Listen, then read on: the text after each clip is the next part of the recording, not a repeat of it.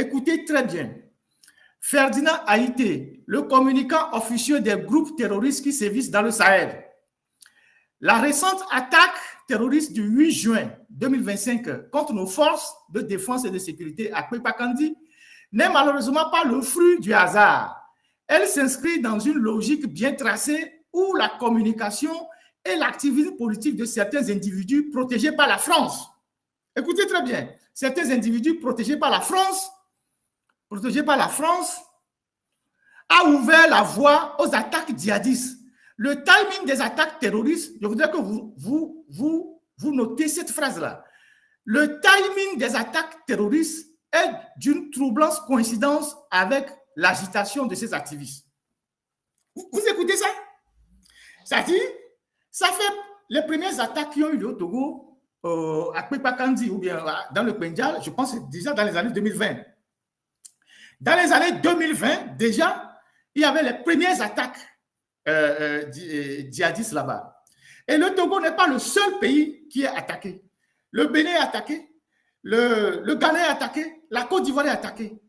Alors, donc, quand on vient attaquer le Togo, c'est Ferdinand qui devient... Ils ont même dit dans un PV de la gendarmerie que c'est moi, Ferdinand, Olivier Ama, nous qui sommes en exil, on se débrouille pour manger, que c'est nous qui avons financé ces attaques des djihadistes au nord du Togo. Ils ont dit ça dans un PV officiel. Ça leur a permis de lancer un mandat d'arrêt international. J'ai le mandat d'arrêt.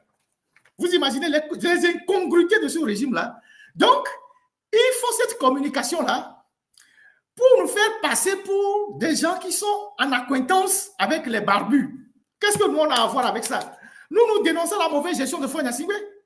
C'est lui-même qui fait des choix diplomatiques hasardeux. C'est eux-mêmes qui volent les bœufs, des peuls là-bas au nord, amenant les gens à les attaquer. Quand ils ont attaqué, il y a 2 ans, ou je ne sais pas quoi, en plein Nevala, qu'est-ce qu'on a appris? Qu'ils ont volé les bœufs, des peuls. Donc, est-ce que moi, je suis un voleur de bœufs? Je ne suis pas un voleur de bœufs. Donc, ils sèment la confusion dans l'opinion en utilisant des choses comme ça, mais en le liant à la France, en disant, oui, que c'est la France qui est derrière. La France qui soutient de bout en bout le régime de Faure Gnassingbé. Et je vais vous expliquer pourquoi. Faure Gnassingbé, le plus france-africain des dictateurs en Afrique.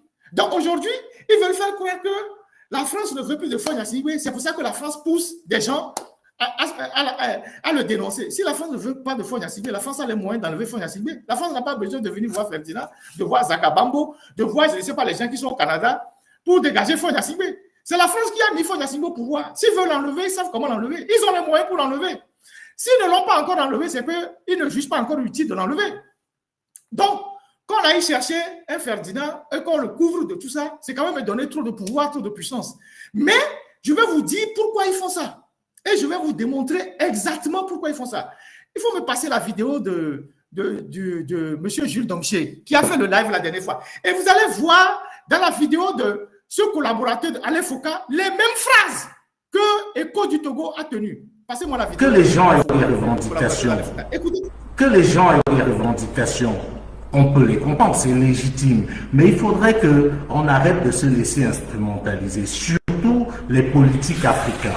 Si vous avez des raisons de vous plaindre, qu'on peut comprendre, faites-le et faites-le de la manière la plus constructive possible. Il n'a jamais été établi que les injures, les invectives, les menaces de mort règlent un problème. Nous voulons affronter les gens sur des idées. Nous voulons que nous puissions échanger, discuter et faire des propositions. Parce qu'en fin de compte, ceux qui se soucient vraiment du peuple togolais proposent des choses, proposent des voies de sortie. Ne s'arrête pas seulement à des invectives. Et il y a un fait quand même que je m'en voudrais de ne pas relever par rapport au Togo pour attirer l'attention des uns et des autres. Il faut faire attention. Écoutez très bien ce qu'il va dire ici. Et lisez la capture d'écran sur Écho Togo. Écoutez très bien ce qu'il va dire ici, à partir d'ici. Écoutez très bien.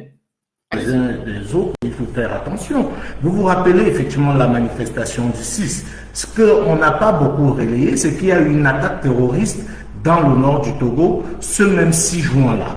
Un peu comme par hasard. Donc il faudrait qu'on fasse attention parce qu'il ne faut pas qu'on se retrouve pris au piège de ceux qui veulent totalement nous déstabiliser. Et ayant dit ceci, c'est de faire comprendre aux Africains.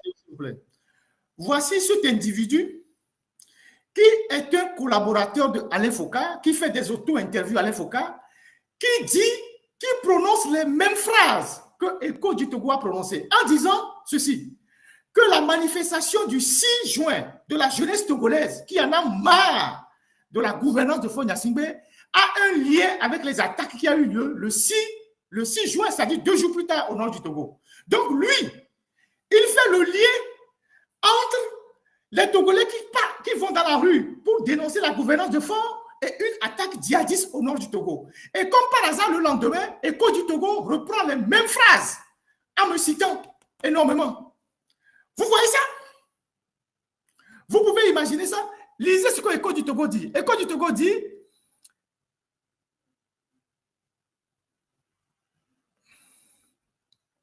que le timing des attaques terroristes du 8 juin au nord du Togo est d'une coïncidence troublante avec l'agitation de ces activistes qui ont manifesté le 6 juin.